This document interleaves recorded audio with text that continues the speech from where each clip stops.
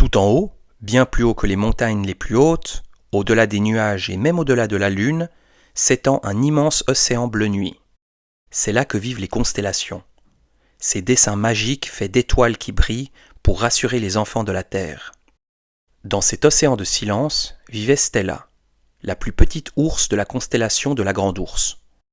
Stella n'était pas une ours en peluche, ni une ours en poil, elle était faite de pure lumière d'argent, douce et scintillante. Chaque soir, le travail de Stella était très important.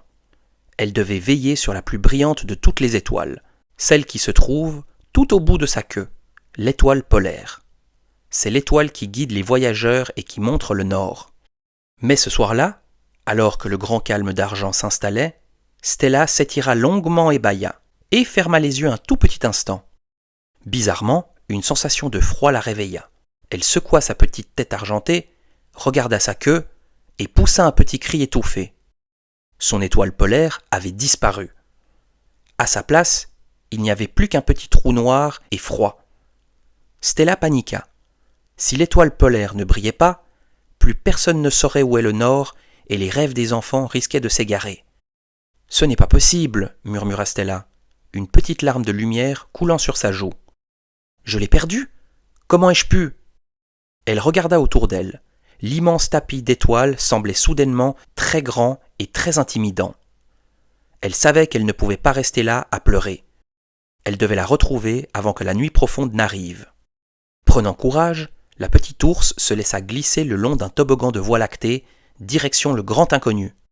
Stella glissa longtemps, traversant des nuages de poussière cosmique qui sentaient la vanille et la cannelle.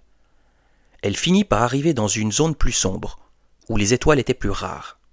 Là, posée sur une petite comète qui voyageait tranquillement, elle vit un drôle de personnage. C'était un vieux hibou, mais un hibou de l'espace. Ses plumes étaient faites de morceaux de nébuleuses bleues et violettes, et il portait de minuscules lunettes rondes pour lire les cartes du ciel. « Bonjour, grand hibou, dit Stella doucement pour ne pas le surprendre.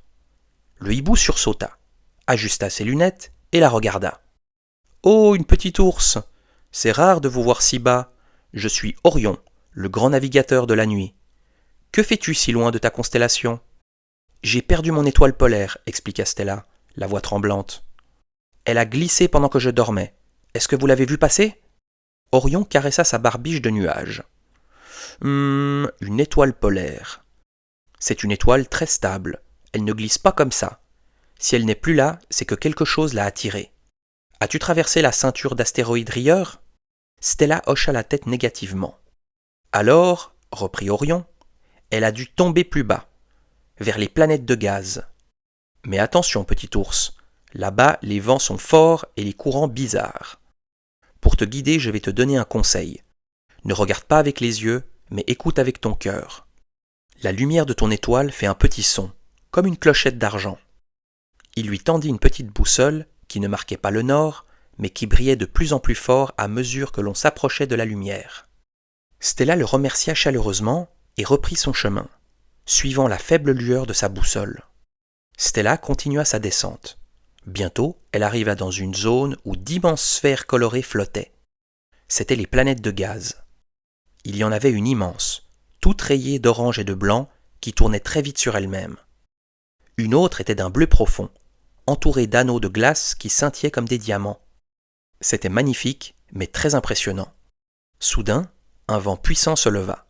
Ce n'était pas un vent comme sur Terre, c'était un vent qui poussait la poussière d'étoiles et faisait danser les comètes. Stella, qui était toute légère, se sentit emporter. Elle tourbillonnait, incapable de s'arrêter. « Aide-moi, Orion !» pensa-t-elle, terrifiée. Elle ferma les yeux et essaya de se concentrer sur le conseil du vieux hibou. « Écoute avec ton cœur. » Au milieu du sifflement du vent cosmique, elle essaya de percevoir un son différent. Et là, très faiblement, elle entendit « ting, ting, ting », un petit tintement argenté, doux et régulier. Utilisant ses pattes comme des rames, Stella lutta contre le vent et réussit à se diriger vers une petite lune rocheuse qui orbitait autour de la planète bleue. La boussole d'Orion brillait intensément. C'était là. Derrière un gros rocher de l'espace, Stella découvrit un drôle d'oiseau. C'était une pie, mais une pie intergalactique, avec des plumes noires qui reflétaient toutes les couleurs de l'arc-en-ciel. Elle était en train de polir quelque chose de très brillant avec un morceau de comète. C'était l'étoile polaire. Elle était un peu terne car elle était loin de sa place, mais elle brillait encore. « Hé, c'est mon étoile !» s'écria Stella, s'avançant courageusement. La pie sursauta et cacha l'étoile derrière son dos. « T'as quoi ? » ?»« Non, non, c'est mon trésor. Je l'ai trouvée, elle flottait. Elle est parfaite pour ma collection d'objets brillants. Mais sans elle, les enfants n'ont plus de guide pour leurs rêves, expliqua Stella. Elle est essentielle pour l'équilibre du ciel. S'il vous plaît, rendez-la-moi. La pie, qui s'appelait Zaza, pencha la tête. Et qu'est-ce que j'ai en échange ? J'aime tout ce qui brille. Stella regarda autour d'elle. Elle n'avait rien. Puis elle regarda sa propre fourrure de lumière d'argent. Elle prit une décision difficile. Elle s'approcha de Zaza et d'un geste délicat, elle détacha une petite mèche de sa propre crinière lumineuse. C'était une lumière pure qui ne s'éteindrait jamais. « Tenez, dit Stella, c'est la lumière d'ours. C'est beaucoup plus rare qu'une étoile polaire. C'est un morceau de constellation. » Zaza ouvrit de grands yeux ronds. Elle prit la mèche de lumière, la regarda briller et poussa un petit cri de joie.